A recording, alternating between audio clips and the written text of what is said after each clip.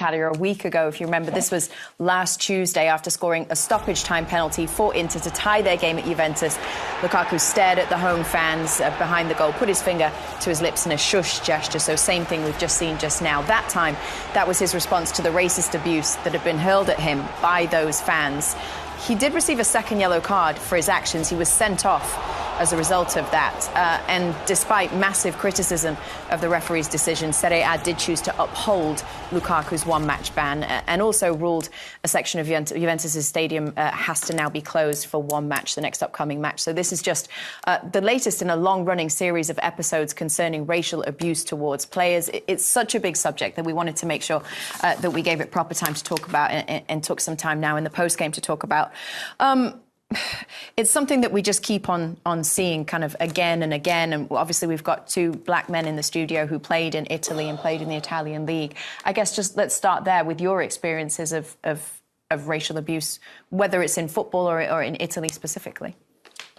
It's everywhere. It has been everywhere. It always have been, and it looks like it always will be.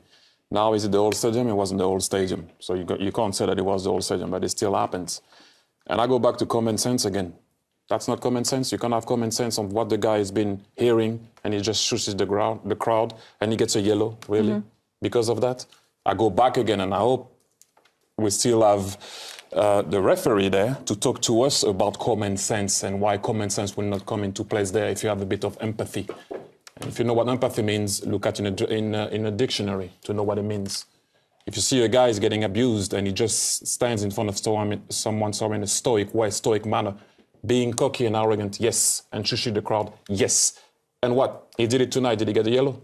No, just because there wasn't a crowd being up, some people having a go at him. It's the same celebration. Yes, I know he looked like or whatever he looks like, and he not shush the crowd.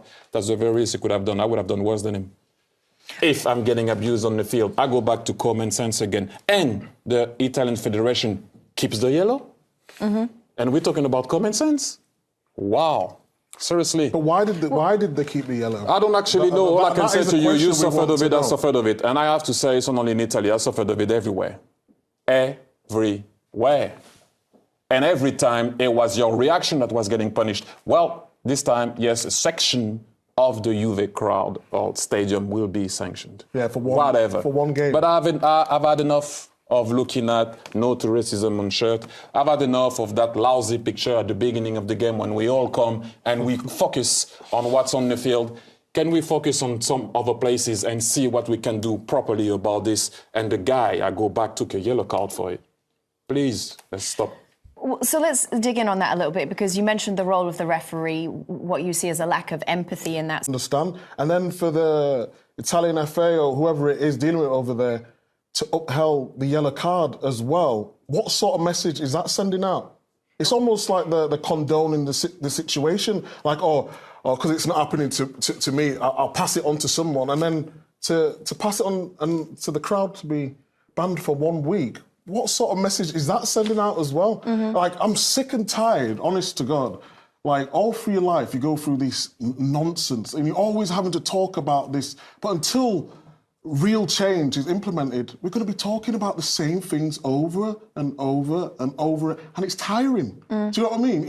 We come to play football and enjoy ourselves, but we're having to deal with this constantly. Thierry mentioned a thing that he had, 20 years ago? And what happens? You get slapped on the wrist, and what happens? OK, we can do that. It's not going to change unless real change is made. I go back. Why is he not on the referee? I don't understand. He made a mistake. But they validated his mistake after. Why? Because they have to back him up? Exactly. What is this? Seriously, let's keep it real. Let's keep it real. You made a mistake, you made a mistake. I made a mistake, everyone makes a mistake. But you validate the mistake, and then now it's not the referee's fault. It is. And it is the Italian FA's fault. Why are you backing that? You made a mistake. Okay, on the night, this is what happened. When you review it, guys, we cannot upheld the second yellow. No, they do, because that's what the referee do. Follow the rule. Stop it. Common sense has to come into it. I've said it so many times. And I'm with you, Mike. I've had enough so many times. I've had enough. Stop showing the field every time, talking about equality, being diverse, because when you turn the camera on the other side of the field, it's another ball game. But let's talk about something different before I lose my you-know-what here.